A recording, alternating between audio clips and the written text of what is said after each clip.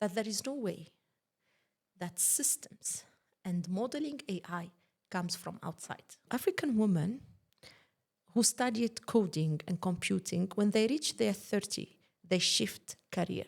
I was in the street calling for freedom, calling for a free space, free internet, human rights in the internet, accessibility, and all these values. Hello, and welcome back to the Vambo AI in Africa podcast. I'm Chido, co-founder and CEO of Vambo AI. Today, we are having an amazing discussion with our special guest, Maha Jouini from Tunisia. She is coming all the way from North Africa to share more about AI policy, technology policy, and her expertise in these areas. Before we begin this discussion, please make sure to like, share, and subscribe to this video and to this channel to ensure that you stay tuned to the amazing conversations that we're having with leaders in technology across the African continent. Maha, welcome to this podcast. How are you today? Shukran, Chido, for having me. Assalamu alaikum, Vambo AI followers. I'm privileged and honored today to be part of your community and sharing with you my insights, experience in the tech policy field in North Africa, in Tunisia particularly, where I come from. Yes, brilliant. Before we begin, I must just say you look exquisite today. And I think you're our first guest from North Africa, so we really want to learn more about you, about your national dress, about your country as well. So maybe start by sharing with us, what does your name mean? And then you can get into the significance of your dress today. Oh, thank you. Thank you, Chido. So my name is Maha, and Maha in Arabic means the lady with the beautiful eyes. Oh, lovely. Yeah, it tells how much Arabs are very romantic people and community. So, it's a beauty reference in many Arabs' poems and poetry. They said, عيون المها بين الرصافة والجسر. So, the dress, it has some of Arabian calligraphy. Yes, I see that. Arabic It's beautiful. letter, the golden brodery, which is the Tunisian styles of brodery, and it starts for more than 800 years. Wow. So it's very old design. And the hat, the red hat, Yes. we call it in my country الكبوس الدستوري. This hat refers to the national Tunisian movement, حركة الشباب التونسي. And this movement started in the early 19th century. So like it started during the French colonialism in the country. And the Tunisian revolutionary thinker, intellectual, the freedom fighters, they wear the hat to reflect the Tunisian identity. And this hat also remind us during the economic crisis on 1930, where the national craft, the Tunisian national industry collapsed due to colonialism system. And the colonials start and bring their French fashion, French hat, French dresses. So at that moment, the Tunisians, all of the Tunisians, they don't buy from the French market. They go to El Medina, the old cities, and buy these hats, buy the Tunisian clothes, El Barnous, the dresses, and the whole this as a form of resilience. So to tell the colonialists that you would never take over our industry, the industry of cottons, the industry of dressings, as well as it will never happen that you take the land. So what we always say when we wear the hat, we retite and we reflect back on how our fathers and grandfathers find their resilience on their own national industry and reflect that on the product. Why I bring this to the AI field? Maybe people that might ask me.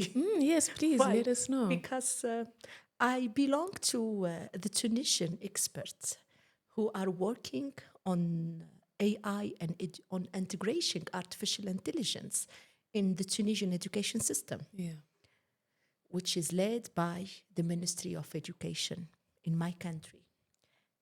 And the first question pops up and came to our mind is the national culture. We're going to integrate artificial intelligence, and AI is here. Yes. So how are we going to preserve this heritage? Because in the end, freedom, it's not a simple heritage. It's a commitment. Yes. It is a sacrifice of our fathers and mothers. Yes. It's a responsibility. So how are we going to integrate artificial intelligence and respecting the value of Tunisians, of North African, of the whole Africa?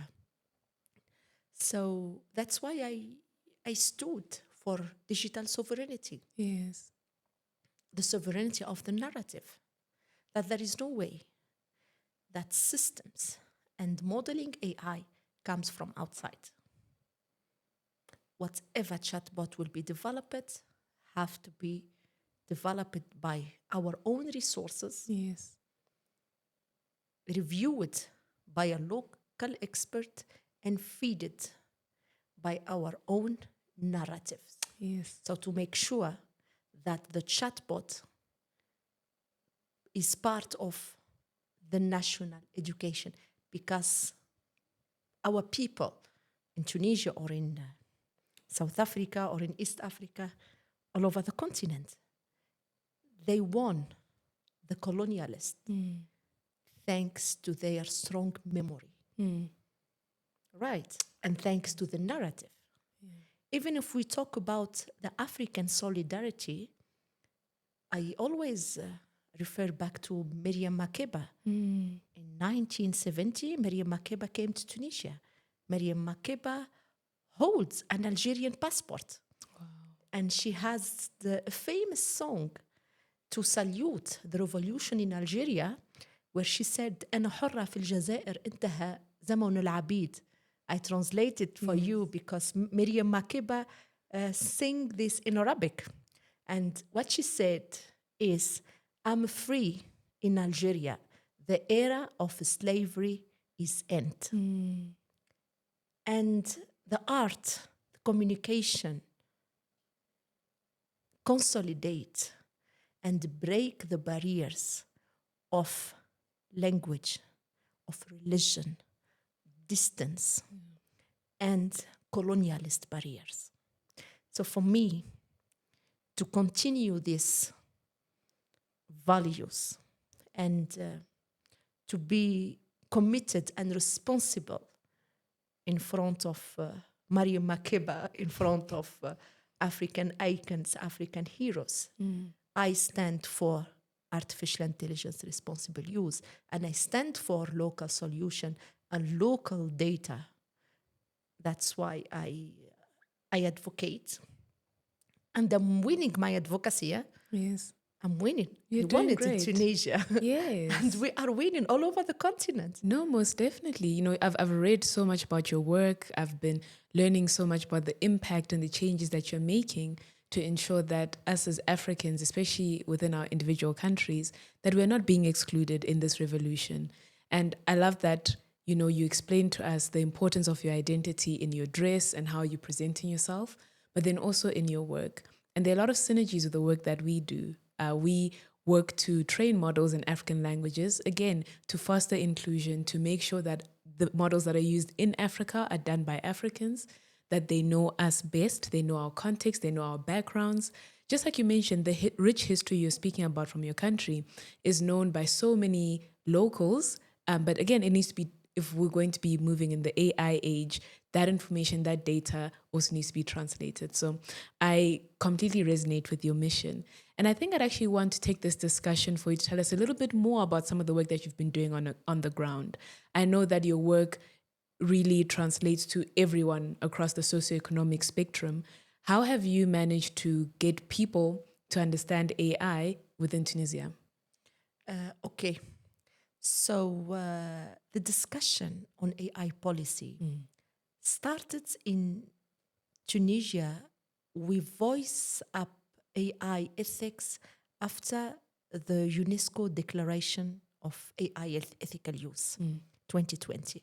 And remember, that declaration doesn't, at first, I mean, we African, Arabs, Global South, we end up by endorsing the declaration, but no one was part of the debate. The discussion, yeah. So like we were, so before 2020, before COVID's time, Tunisia, we were working to enhance the digital transformation process.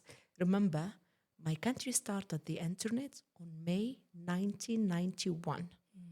We are the first country started internet. Actually, it was May in Tunisia, November in South Africa. So actually, we started the same year.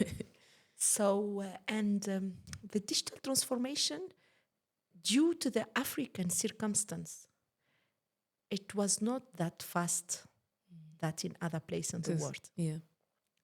It's always depended on lack of resources, mostly the political instability and the context. So we found ourselves a bit delayed in terms of regulating the sphere. Yes. Especially when we get into the new economic model, the digital economic model. And in 2018, the World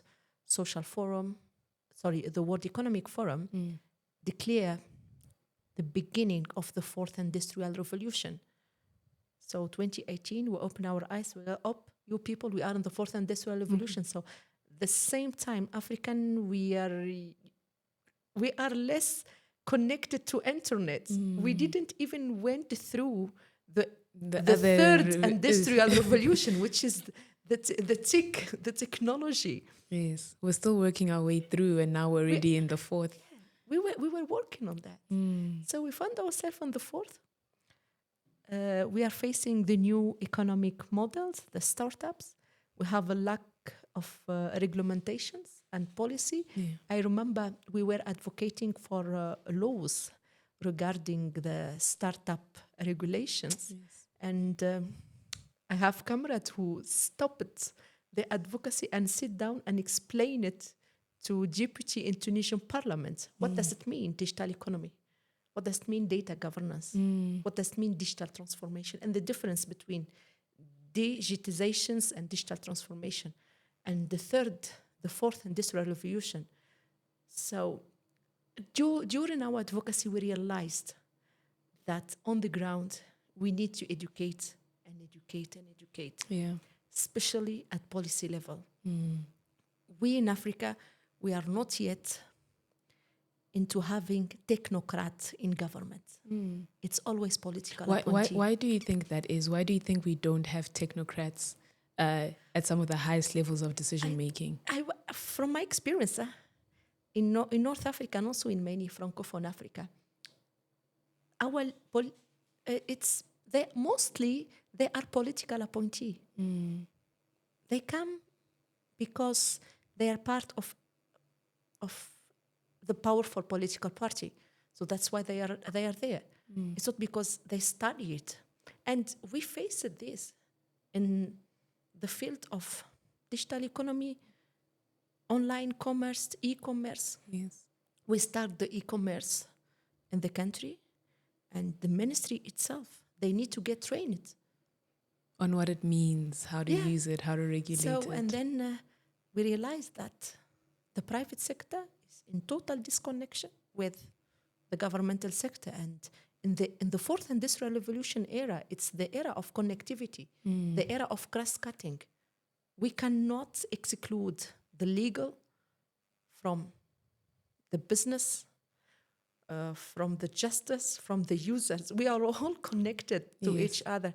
So that's why it was our experience in the ground was not easy. And one of the solution which you were mentioning in your talk when you said about the language, from our linguistic knowledge. So in my country, we end up.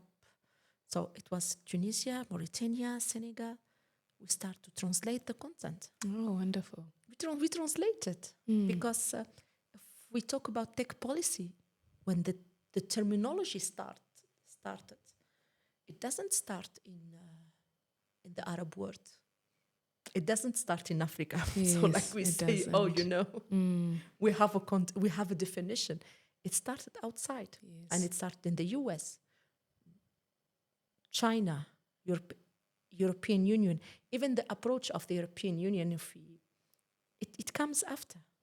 It was not in the first line. That's true. It doesn't start here. Yeah, it doesn't start. So we found ourselves, okay, and we are an old French colonies, as I was saying, I was talking. So we said, okay, let's translate. And we pushed the Tunisian partners because to run the workshop and training in Tunisian language. Because generally, whenever we have any conversation, it will be run in English. In French, I'm sorry. In French. It would be run in French. So we said, nope. For this, it has to be run and led by our native language. Yeah. And then one of us will be translating with you the output. And it was amazing. When people express themselves in the native language, they come across topic and complexity which they would never ever say it as spontaneous as they would say it in French or in English. That's interesting. And for me, what I need the complexity, because as a tech policy expert, I work to find a solution. Yes. And language has its impact on the narrative. I hear a lot of people say, oh no, we are shifting the narrative. It's fine, I'm shifting it. I'm talking, but still, the language has impact on the way how I think. When I construct the phrase, it will impact my logic, my content, the way how I try to say it. Yes. And I'm looking for indigenous vision, African vision on how we are dealing with artificial intelligence. Yes. So that's the way, that's the real source of extracting the solution and even the modeling of the solution, because most of the case, most of the debates around AI policy, modeling AI solutions, it's always run in fancy places. I'm sorry, but that's the reality. In urban zone,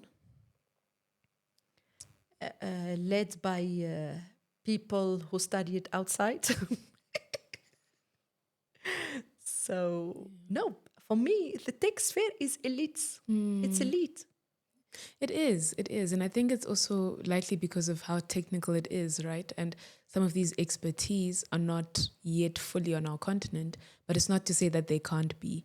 So I think I like what you're sharing, that by localizing the space of education, by localizing the conversation, by allowing people to contribute in their mother tongue, in their language, in their native language, one, you're getting them to express themselves authentically, because as they're thinking, they're expressing themselves. But you're also including more people in the conversation. They don't have to look a certain way or have a certain background to then contribute to policy. And I think, as you rightfully mentioned, policy is just too important to leave to an elite group of people, or to leave to be policy that's coming from outside. Policy needs to include those that are going to be engaging with the solutions that are going to be built off of that policy. Again, completely agree with localizing the process of getting policy and localizing the process of getting to those solutions so that, again, no one is left behind. I agree, and I always say we need to democratize the tech policy sphere. Yeah, most definitely. We have to break down the concept, and we have to see technology from the lenses of poor, from the lenses of the unprivileged. Yeah. Even when I appeared on Sea of Views, I think you saw it. I saw it. And I made it clear. They have a conversation. I told them, I advocate for the unprivileged, Arabs and African. Because in the end, what I see now, it's a matter of people who has the tools to be there and people who has not. And if you look at women, that's why we're always discussing, we do not have enough women in the tech sphere. In my country, for example, as long as you go higher, the number of women is getting less. Smaller. The African Union, for more than 10 years, we're always hearing gender balance, we're pushing for women in high positions, and what. And then in the end, nope. You're bringing up a very interesting point. It is always the men are more than women. In the tech sphere also is the same dilemma. Yeah. It is the same dilemma. We are still struggling. And then we have the other issues of poverty comes up. Also in the tech sphere, the women are less paid than men. On top of that, I studied coding. I hold a master in applied technology. Another master, my master in applied technology were from China. I have brevet de technicien supérieur en computer science, sciences informatiques. And I studied also in HEC Rabat, business school in Rabat, data governance and cybersecurity. Right. And I never ever have been interviewed for a technical position, because in private sector, I worked when I was in Mauritania as a digital transformation consultant. Yes.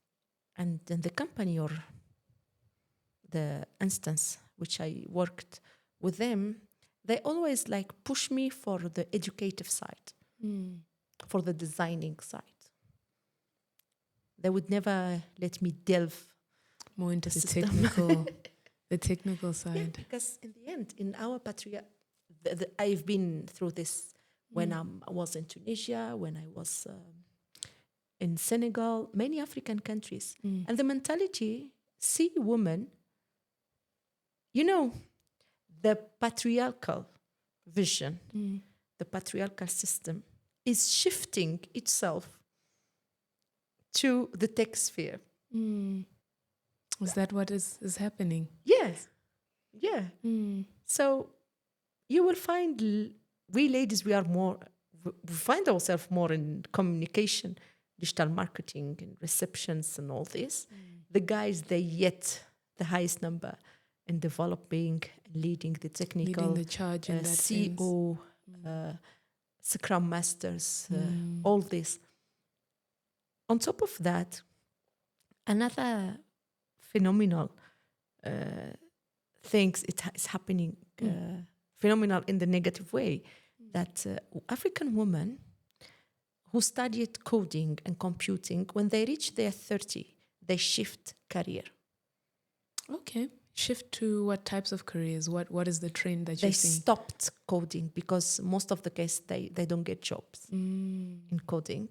And if you look, for example, other studies led by UNESCO, 20% of researchers in AI are women. Only 20%. 20%. Yeah. Wow. That's not enough. It's nothing. That's nothing. 20%. And with the impact that these models then have on society, it is a challenge that then they're not representative, right, of at least half the population. Yeah, still, the tech industry, from my perspective, it's still patriarchal. It's still patriarchal. And technology for me is a space which yet reflecting biases, reflecting misogyny, reflecting gender-based violence. Yeah. Hopefully by the time we can, for me, we cannot change the tech sphere without changing the on-site reality. Yeah. Because they're both. It needs to be different on the ground, definitely. They both are connected. Yeah. You bring up such a really important point around inequality, around, again, women in technology and some of the challenges that they're facing. I know you also know a lot of amazing women in technology that are breaking barriers and really working to build some solutions. Would you be able to maybe share some lessons that you've learned from them, yourself included, because you are one of those women? But how are you then taking charge of the realities that are on the ground, the realities in the industry, and ensuring that you also still have a voice, that you are continuing to do the amazing work that you're doing without being held back by the system that is at play at times? Yes, I like Maria Makeba saying, "A luta continua, continua." Yeah. Yeah, the struggle continues. Yes, it continues. We don't have to stop. That's true. And the solidarity is getting stronger. I have a lovely experience with Dr. Angela Ndaka. She's specialized in AI designing. She's based in Austria. She's originally from Kenya. She's rewarded as top 100 women in the worldwide AI field. So I have the privilege to co-author with her a paper about perspectives of African perspective in artificial intelligence. And she mentored me. She was my mentor. And that academic paper was for Nottingham University. And as I said, I'm a Francophone. So writing a deep paper in English, it won't be a simple task for me. Yes. I'm sorry. Like, I'm an Arab, I'm Francophone, and then I find myself in front of doing a complicated task. She helped me a lot. Wow. She mentored me. And our paper was published. Oh, wonderful. Yes. So I think I met many brilliant ladies who impacted my career. Yes. Also, my friend Rachel Adama, the founder of African Observatory on Responsible AI, a flagship project in the continent, oversees the implementation of responsible AI. And she assisted me because now I'm fellow researcher with them, overseeing strategies to empower women in the tech policy sphere. Yes. And as I told you, so when it comes to strategic position, women are not there. But they're working towards being there. Because again, I see your work is being highlighted in very important policy discussions at the moment. I highlight and I push for women voices, because if you look at many conferences, you will always having 4 or 5 guys and 1 woman. And because it's not that the women are not in the tech space. No, we are. They're there, yeah. But when it comes to leadership, to strategic leadership and taking the lead, they won't be there. They will be in the ground doing the whole work, collecting data, analysis, doing partnership. And then our brother come and get the whole credits. Mainly it's like that. So I work, I push, and I spotlight women who are working hard to make their voices heard in tech sphere. Amazing. Yeah, so I'm profiling.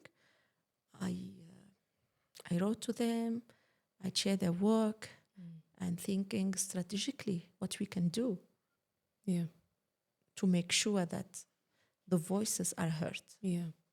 And we can share their data. Remember also that we are in patriarchal sphere, so data about women are not less presented. I remember I read studies published by the African Union Development Agency regarding the impact of artificial intelligence in social economic life in Africa. This study is published on 2022. Right. So they have a section regarding African women researcher. Yeah. And then there is this highlight saying that we didn't have enough data regarding Francophone researcher. Okay. So I was like, wonderful. If African Union doesn't have data about the Francophone ladies, who's gonna have it? Going to, yeah. And it is like that. There is no data about women, Arabs, women, Francophone, the women who speaks Portuguese also. Yes, Lusophone women. Lusophone women. So it's some data regarding some Anglophone, but not everyone. Enough. And there definitely isn't enough. We also see it in our work when we're trying to create more models on certain languages or dialects, you know. I'm sure, like you've mentioned, as much as you speak Arabic, there are different dialects of Arabic spoken on the continent and then into the greater Arab world. So, you know, there just isn't enough data and information. And I think what we're starting to see, you know, a few organizations try to give grants towards collecting this data. But I think with the speed at which AI is advancing and the speed at which technology is going, we need more. We need more efforts done towards that. But I think I'd actually like to learn a little bit more about you and your background. And again, how you kind of ended up in this space, because you're so knowledgeable and there's a lot of experience that you've gained. But I know there's someone listening who's like, okay, but where do I start? How do I become like Maha? So I know that you, again, started off with a background in linguistics and then kind of transitioned more into technical roles. And you mentioned, you know, studying in China, studying in Morocco, having even some more certifications done in South Africa. What has your cross-national educational journey taught you? So from studying in the different countries, what did you learn? How did that enrich you as a professional today? And how did you, again, now get to this point where you finally decided, I'm going to be focusing on communication, I'll be focusing on technology policy, and I'll be focusing on doing that for my home country, but also for Africa at large? Okay. As Steve Jobs said, creativity is the art of connectivity. And first of all, I hold a bachelor in French literature and civilization. Wonderful. And in my country, I'm known by being an author and a storyteller. Yeah. So wonderful. my book, I have 2 books. You have a book? Okay. 2 books. What are they about? The first is Lover from Africa, talking about indigenous stories in North Africa and the African identity in North Africa. The second is titled The Last Dance from Carthage to China, talking about my journey as a student in China. Well, literature, it was my source of creativity. Literature, French literature, Arabic literature. And I didn't want to be a teacher or author, journalist. By the way, I worked for Al Jazeera as a blogger, author. Oh, wonderful. I worked for quite time. France 24, in blog of France 24. So I have quite good experience in Arabic media. But I found it that's not the thing I'm looking for. To really. So I had my BTS in computer science. So from French literature to computer science. And then I worked in communication, digital communication, advocacy, working closely to Because remember, 2011 in Tunisia, it was the starting point of the Arabic Spring. So it was shifting gears in our history. And I was like, for us, for my generation, because we belong to that Arabic Spring, I was on the street calling for freedom, calling for a free space, free internet, human rights in the internet, accessibility, and all these values. And I studied technology. Then 2015, I went as a youth volunteer in African Union Commission. I spent 2 years in Addis Ababa. Yes, and there I said, okay, let me study more. This continent needs a lot from us. And in that 2 years I spent in African Union, I understood the weakness of lack of expertise. Because in the end, what Africa was asking is not only money, my dear, expertise. Expertise, yeah. So I said, okay, let me go, study, focus, and then getting back. Yeah, I studied 3 years. Then I was back. I said,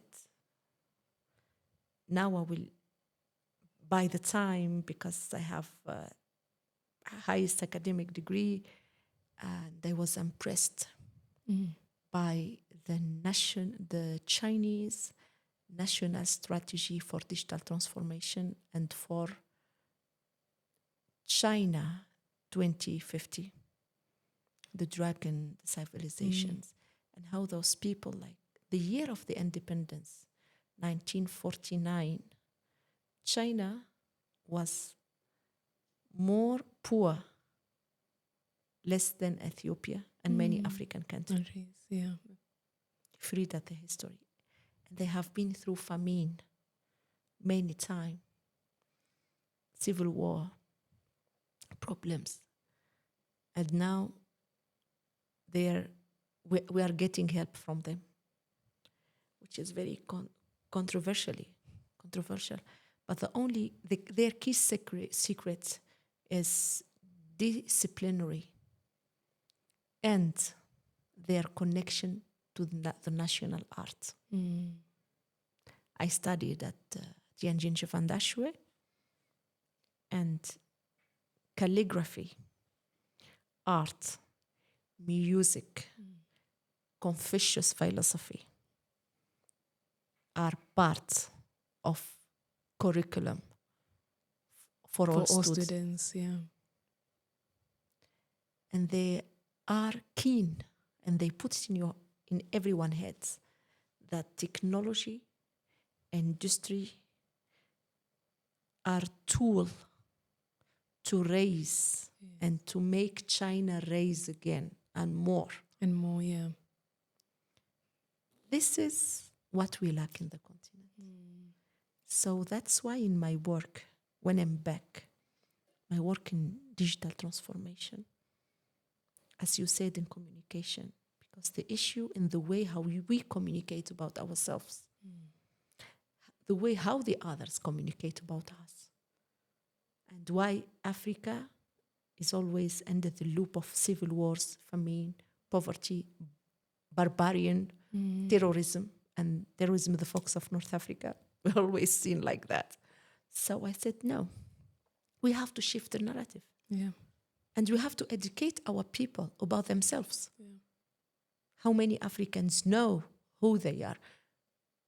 How many South African knows that Miriam Makeba holds an Algerian passport? That we in Tunisia, we have a street and square, Nelson Mandela Square. Yeah. Streets on the name of Nelson Mandela. That in Algeria, they have a word on name of Miriam Makeba. Who knows? That's very interesting. I love that you shared that, because it shows that we are actually far more connected than we may think. We don't know who we are. Miriam Makeba spent times in my country and sing in my country. No one knows. No one knows about this connection. And We it's important. belong to nations. They don't know about themselves. And they expect others to respect them and to bring their knowledge. And this is not considerate.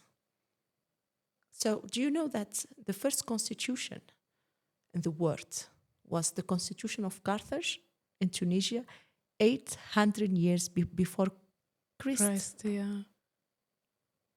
And Plato, the philosopher, wrote about it.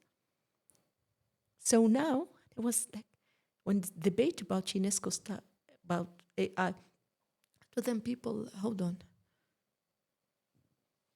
The Europeans, they're calling us to endorse ethics. We are the founder of ethics. We have Carthage Constitution. We have Ma'ad, the goddess of ethics in the old Egypt civilization. Her name is Ma'ad. And she has her declaration and charter. Okay? We have philosophy of Harabi. We have philosophy of La Teranga in Senegal, which means hospitality and generosity. We have Akli, we have Akli, which means wisdom and intelligence, Ubuntu spirits. We have many, many philosophies. But are we bringing them on table? Are we talking about this? Are we giving values to them? We are not so. Communication for me, it's not limited on slogans. No, I'm breaking down our philosophy and I'm bringing the Africa mindset, not the African image which is spread on the media. When I talk Africa or I talk North Africa specifically, I talk philosophy and wisdom. Plus, on top of that, visionary, how we see the fourth industrial revolution, how we see the future from our father's mother lenses. Yes. So this is how I position myself. And to position that and to bring that to the AI, I need to feed myself with our culture. Yeah. So I was once in a conference in Algeria, startup conference.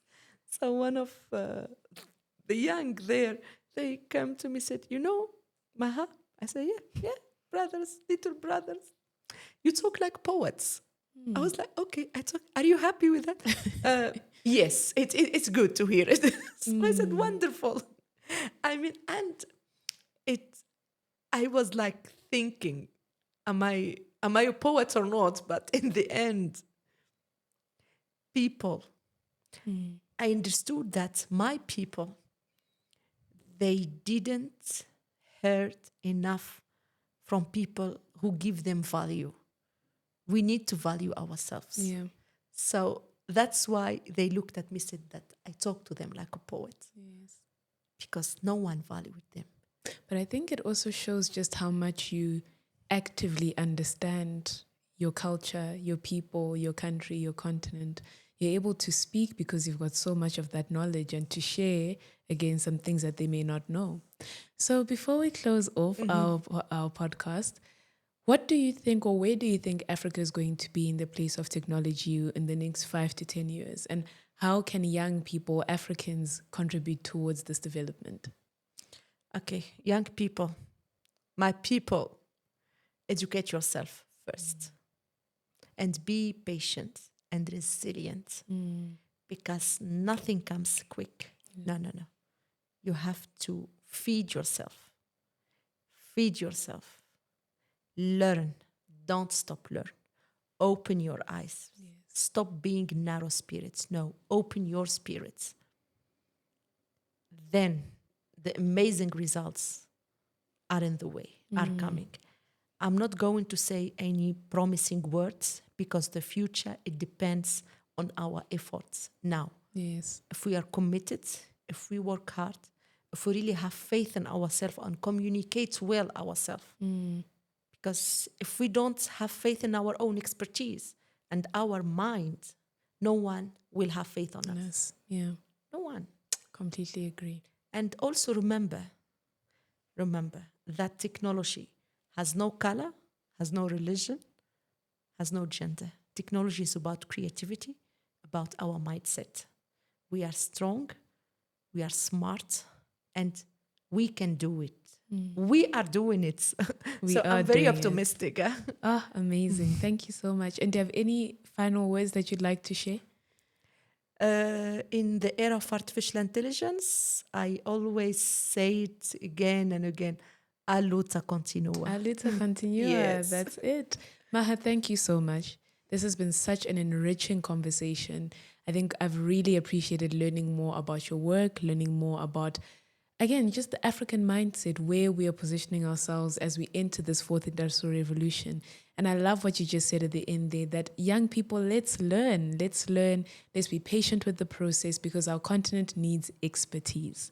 So thank you so much for joining us for this episode of the Vambo AI in Africa podcast. I'm Chido, and with my special guest Maha, we bid you farewell. Share, and subscribe to this channel. I will link Maha's details in the comment section below so that you can stay in touch with her. You can follow her amazing work and just learn more from her journey in advancing technology policy across the continent and beyond. Thank you so much. And from me, we'll meet next time.